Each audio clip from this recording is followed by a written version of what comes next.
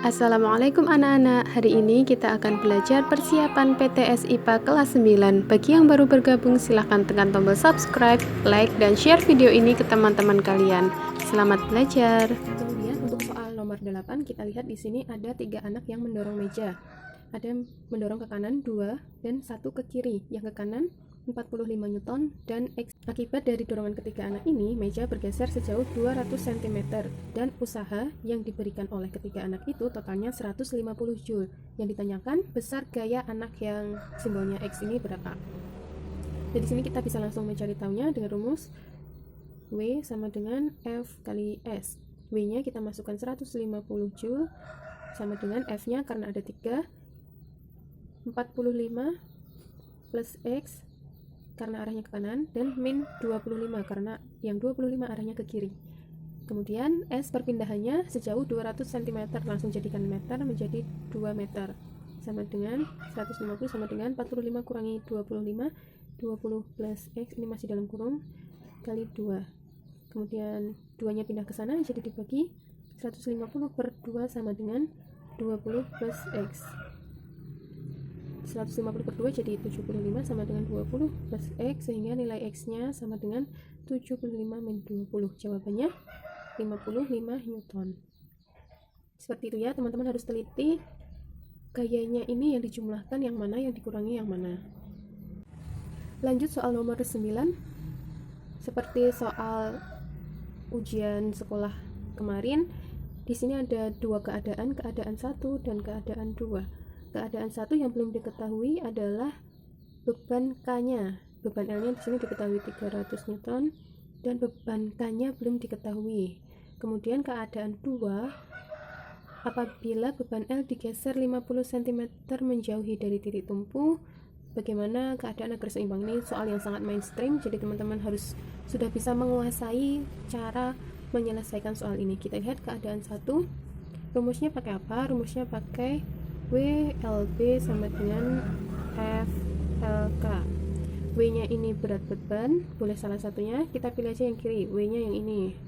WLB-nya berarti lengan yang sini, F-nya berarti yang ini, K-nya yang ini. Ini untuk keadaan 1, kita masukkan W-nya sama dengan K yang belum diketahui, LB-nya 100, tidak perlu jadikan meter karena nanti bisa dicoret, sama dengan F-nya 300, L-nya 20 yang ditanyakan K-nya. Jadi K-nya sama dengan 300 kali 20 per 100. Ini kita coret, tinggal 3 kali 20 sama dengan 60 Newton. Jadi keadaan pertama kita bisa mendapatkan nilai K sebesar 60 Newton. Kemudian setelah keadaan 1 kita temukan nilai K, selanjutnya kita mencari tahu keadaan 2. Keadaan 2, apabila beban L digeser 5 cm menjauh dari titik tumpu, berarti lengan kuasanya menjadi 25 cm. Dari 20 ditambah 5. Keadaan 2 kita dapati WLB sama dengan FLK. F-nya 300, LK-nya 25. Jadi di sini nilai dari FLK-nya 7.500. Kita mencari tahu keadaan W dikali LB yang menghasilkan nilai 7.500. Jawaban yang paling sesuai adalah jawaban C, menggeser K sejauh 25 cm menjauh dari titik tumpu.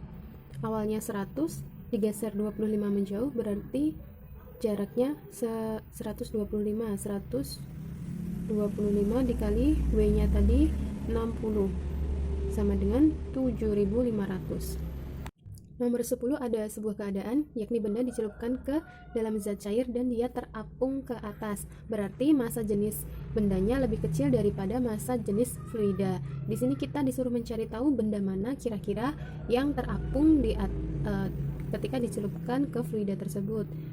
Massa jenis fluida di sini diketahui 1000 kg per meter kubik. Jadi kita disuruh mencari tahu massa jenis benda mana yang dia itu lebih kecil dari massa jenis fluida. Massa jenis sendiri dapat dihitung dengan rumus Rho sama dengan M per V. Jadi kita tinggal membagi massa dibagi volumenya. Yang pertama 20 dibagi 100 berarti 0,02. Ini satuannya gram per cm kubik. Apabila dijadikan kilogram berarti tinggal dikali 1000 menjadi 1, 2, 3, 20 kg per meter kubik. Kemudian, nah di sini triknya teman-teman tinggal melihat nilai yang masanya lebih kecil dari volumenya, yakni option 1, di sini 20, di sini 100, dan option 4, 100 per 120, berarti jawabannya yang B. Apabila kita menghitung yang nomor 2 atau nomor 3, misalkan di sini massa per volume, berarti dia massa jenisnya 200 per 100 sama dengan 2, di sini satuannya masih gram per cm kubik. Kalau kita jadikan kilogram per meter kubik, kita kalikan 1000 menjadi 2000 kg per meter kubik. Nah, di sini dia tidak sesuai dengan persyaratan benda yang terapung.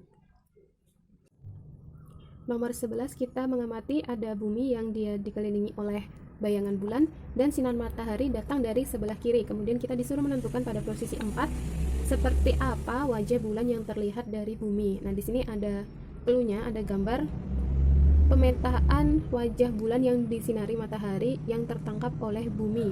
Nah, teman-teman silahkan untuk memperkirakan, menghafal, memahami kira-kira kalau di posisi mana wajahnya itu bakal seperti apa. Nah, yang ditanyakan itu di posisi 4, di pojok kanan atas itu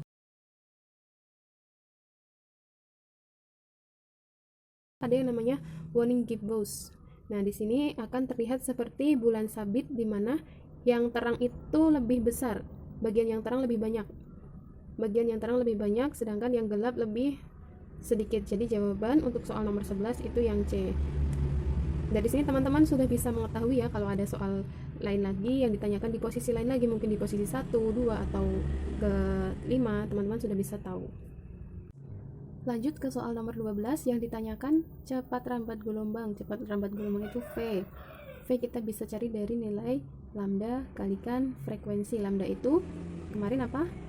Panjang satu gelombang. Satu gelombang sendiri dia terdiri dari satu bukit dan satu lembah. Lanjut kita menganalisis dari gambar yang disajikan. Nah, di sini ada sebuah gelombang panjang dari awal sampai akhir itu 7,5 meter. Kemudian kita cari tahu panjang satu gelombang dulu. Nah, di sini dari 7,5 meter itu terdiri dari ini satu gelombang, kemudian 2 gelombang dan setengah gelombang. Berarti 7,5 meter itu 7,5 itu terdiri dari 2,5 gelombang. Berarti satu gelombangnya 7,5 per 2,5 sama dengan 3 meter. Ini untuk panjang satu gelombang.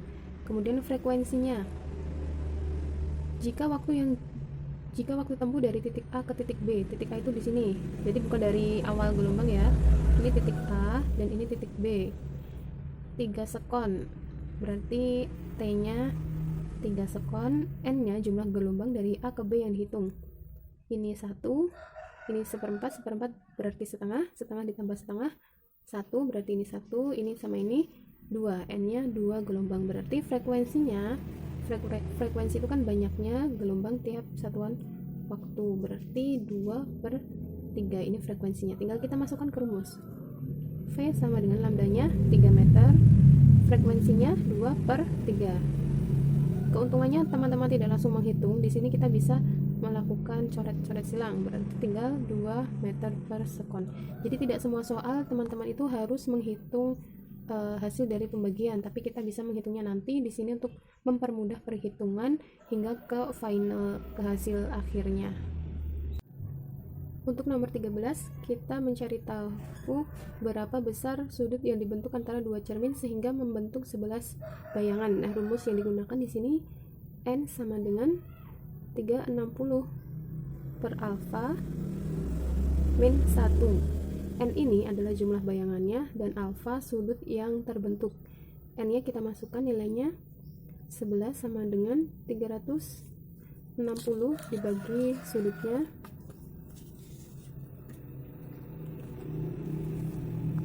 360 per alfa min 1.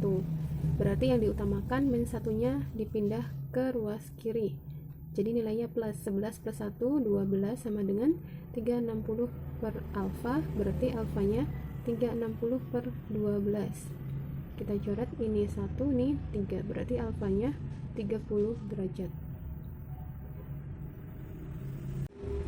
Nomor 14, ini ada soal tentang menentukan kekuatan lensa yang digunakan oleh penderita mata. Nah, mata yang diderita di sini dia tidak bisa melihat benda jarak jauh, sehingga ditolong oleh kacamata minus 2 dioptri, berarti dia merupakan penderita rabun jauh atau miopi. Lalu berapa jarak maksimum yang masih bisa dilihat dengan jelas? Kita bisa menggunakan persamaan P sama dengan 100 per PR. PR di sini adalah singkatan dari punctum remotum. Remote artinya jarak jauh. Nah, di sini kita P itu kekuatan lensanya diketahui 2 dioptri. 2 sama dengan 100 per PR. Berarti kita disuruh mencari titik terjauh atau titik yang masih bisa dilihat jelas oleh mata. PR sama dengan 100 per 2. Ini ditukar. 2 pindah ke bawah, berarti jarak yang masih bisa dilihat adalah 50 cm. Jawabannya A. Ini kasusnya untuk miopi menggunakan rumus ini. Kalau nanti penderita matanya menggunakan atau menderita mata jarak dekat, rabun dekat, berarti ditolong dengan kacamata positif, sehingga rumus untuk menentukan kekuatan lensanya menjadi, kita tulis di sini, P sama dengan 100 per SN dikurangi 100 per PP. Kalau penderita hipermetropi namanya punctum proximum, kalau penderita miopi tadi punctum remotum. Bedanya di sini. Ini untuk miopi rabun jauh dan ini rumus untuk hipermetropi atau rabun dekat. Biasanya SN di sini nilainya 25 atau 30. Dia bisa nilainya 25, bisa juga 30. Tinggal nanti dicari punctum proximum atau jarak terdekat yang masih bisa terbaca atau kekuatan lensa yang digunakan.